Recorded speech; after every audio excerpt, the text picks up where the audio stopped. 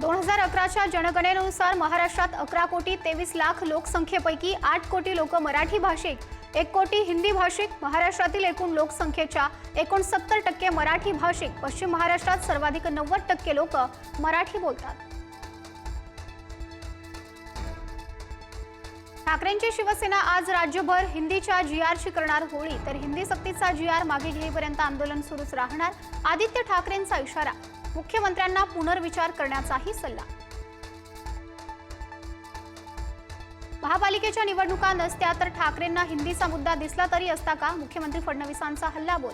तर उद्धव ठाकरेंच्या हिंदी विरोधामागे राजकारण असल्याचाही फडणवीसांचा दावा.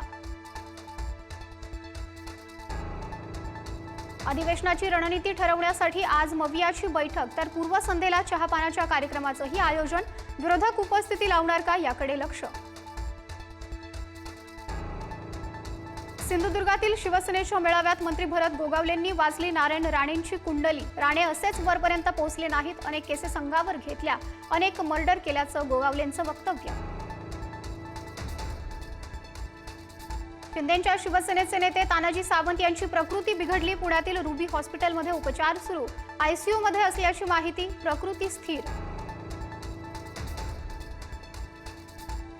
नाशकात ठाकरेंच्या शिवसेनेला आणखी एक धक्का. विलास शिंदे यांच्यासह माजी महापौर आणि 8 नगरसेवकांचा आज शिंदेंच्या शिवसेनेत प्रवेश.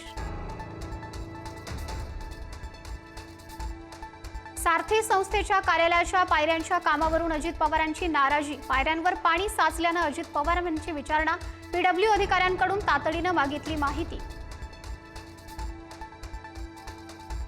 पंढरपुरात व्हीआयपी दर्शनासाठी शिवसेना आमदार संतोष बांगरांचा मंदिर समितीवर दबाव.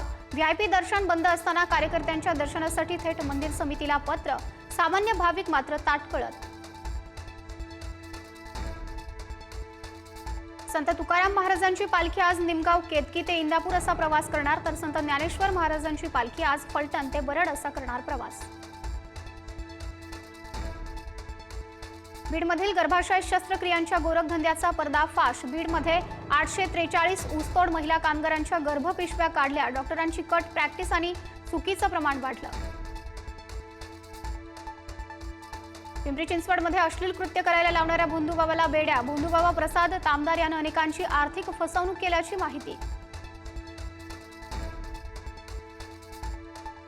हरिश्चंद्रगड, रतनगड आणि सांदनदरीमध्ये पर्यटकांसाठी प्रवेश बंदी. अलंग, मदन आणि कुलंग या किल्ल्यांवरही पर्यटकांना जाता येणार नाही. 20 ऑगस्टपर्यंत प्रवेश बंदीचा निर्णय. पाकिस्तानात पावसाचा हाहाकार. 16 मुलांसह 34 लोकांचा मृत्यू. 46 जण बेपत्ता.